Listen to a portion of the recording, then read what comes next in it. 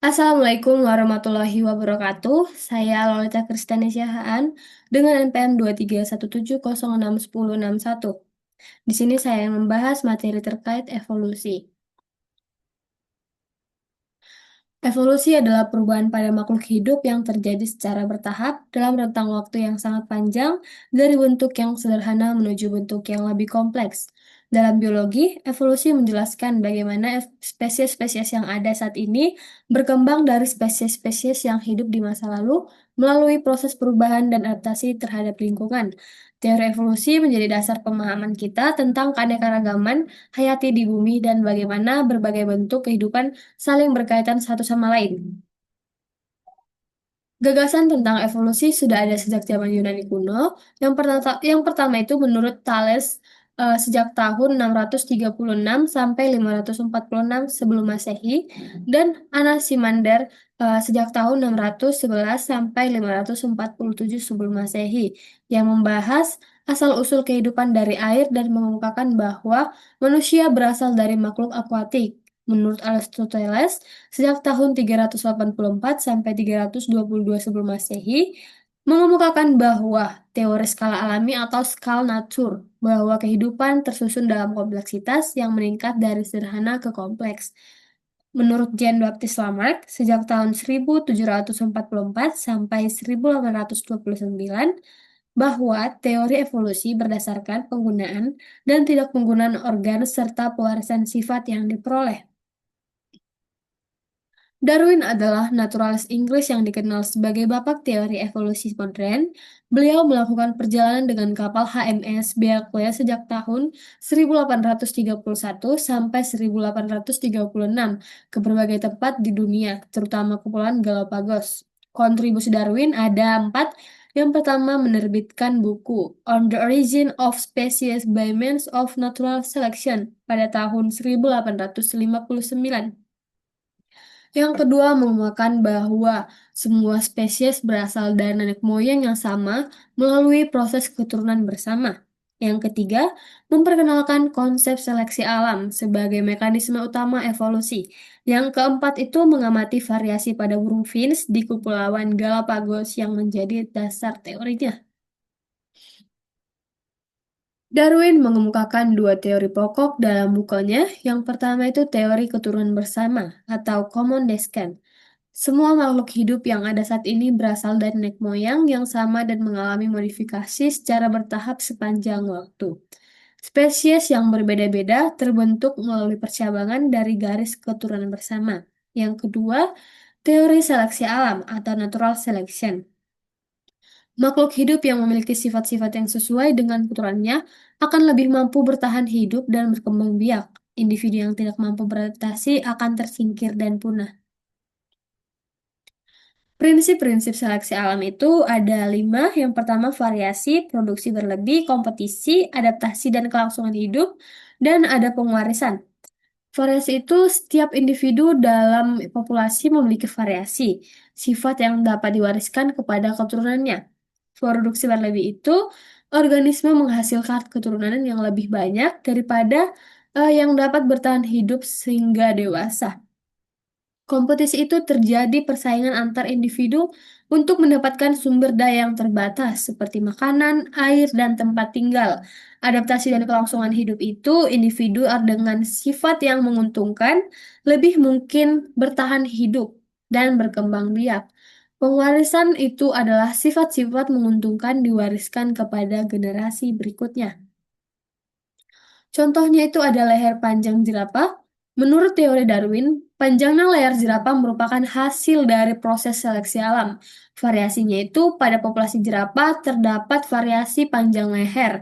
Ada yang panjang dan ada yang pendek. Keunggulannya, jerapah berleher panjang mampu menjangkau daun-daun di pucuk pohon yang tinggi hingga sebagai sumber makanan. Kompetisinya itu jerapah berleher pendek tidak dapat mencapai makanan yang cukup, terutama saat musim kering. Seleksinya, jerapah berleher panjang memiliki peluang hidup lebih besar dan dapat bereproduksi lebih banyak. Pengwarisannya, sifat leher panjang diwariskan kepada keturunannya sehingga populasi jerapah berleher panjang semakin dominan. Teori evolusi menurut Jean-Baptiste Lamarck sejak tahun 1744 sampai 1829 yang mengemukakan bahwa teori organ yang sering digunakan akan berkembang dan menguat, sedangkan organ yang tidak digunakan akan mengecil atau hilang. Perubahan ini kemudian diwariskan kepada keturunan.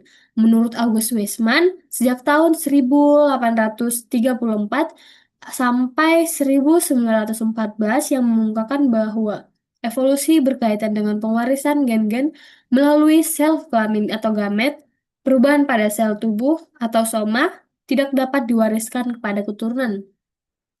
Menurut Alfred Russel Wallace, sejak tahun 1823 sampai 1913 yang mengembangkan teori seleksi alam secara independen bersama Darwin, mengamati perbedaan fauna Indonesia Barat dan Timur yang dipisahkan oleh garis Wallace. Bukti evolusi itu adalah fosil. Fosil adalah sisa-sisa atau jejak makhluk hidup dari masa lampau yang telah membantu atau terawetkan dalam batuan sedimen. Pentingnya fosil dalam evolusi, yang itu ada empat. Yang pertama, memberikan bukti langsung adanya perubahan struktur tubuh makhluk hidup secara bertahap dari masa ke masa.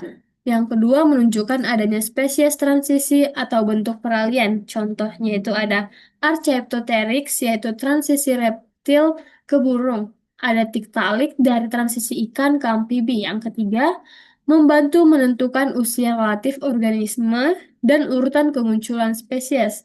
Yang keempat, menunjukkan bahwa makhluk hidup di masa lalu berbeda dengan yang sekarang. Bukti evolusi itu ada anatomi perbandingannya. Yang pertama, organ homolog dan analog. Organ homolog ini organ yang memiliki struktur dasar dan asal-usul evolusi yang sama karena berasal dari nenek moyang yang sama, tetapi memiliki fungsi yang berbeda. Contohnya itu lengan manusia, sayap kelelawar, sirip paus, dan kaki depan kuda yang memiliki struktur tulang yang sama, atau humerus, radius, ulna, karpal, metakarpal tetapi fungsinya berbeda, yaitu menggenggam, terbang, berenang, dan berlari. Sedangkan organ analog itu organ yang memiliki fungsi sama, tetapi struktur internal dan asal-usul evolusi yang berbeda. Contohnya sayap kupu-kupu dan sayap burung, sama-sama untuk terbang, tetapi struktur internalnya sangat berbeda. Bukti evolusi, embriologi perbandingan. Perbandingan tahap perkembangan embrio pada berbagai vertebrata menunjukkan kesamaan yang mencolok pada tahap awal perkembangan. Hukum geomen, hukum biogenetik S. Haskell, entogeni merekap filogeni. Perkembangan individu atau entogeni mengulangi perkembangan evolusioner spesies atau filogeni. Temuan pentingnya itu ada 4 embrio ikan, reptil, ayam, dan mamalia, termasuk juga manusia, memiliki kemiripan struktur pada tahap awal. Semua embrio vertebrata memiliki celah insang dan ekor pada tahap awal. Semakin dekat hubungan kekerabatan, maka semakin mirip perkembangan embrionya. Kemiripan ini menunjukkan adanya nenek moyang yang sama. Teori evolusi modern pada tahun 1930 sampai 1940-an, para ilmuwan mengembangkan sintetis modern yang mengkombinasikan teori Darwin dengan genetika Mendel dan genetika populasi. Mekanisme evolusi menurut teori modern itu ada mutasi itu merupakan perubahan pada materi genetik atau DNA yang menghasilkan variasi baru. Yang kedua itu seleksi alam, itu adalah proses yang dikemukakan Darwin atau individu dengan gen menguntungkan bertahan hidup. Lalu ada genetic drive. Genetic drive ini merupakan perubahan frekuensi gen secara acak dalam populasi sel. Lalu ada aliran gen. Itu merupakan perpindahan gen antar populasi melalui migrasi. Selanjutnya, rekombinasi genetik perpaduan gen dari kedua induk saat reproduksi seksual. Kesimpulan yang dapat diambil adalah evolusi adalah proses perubahan makhluk hidup secara bertahap dalam jangka waktu yang sangat panjang, dari bentuk sederhana ke bentuk yang lebih kompleks.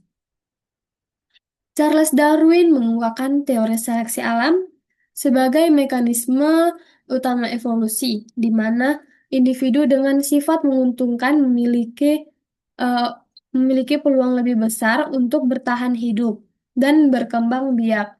Terus, bukti-bukti evolusi meliputi fosil, anatomi perbandingan, atau organ homolog dan analog, embriologi perbandingan, dan genetika molekuler yang semuanya saling mendukung teori evolusi.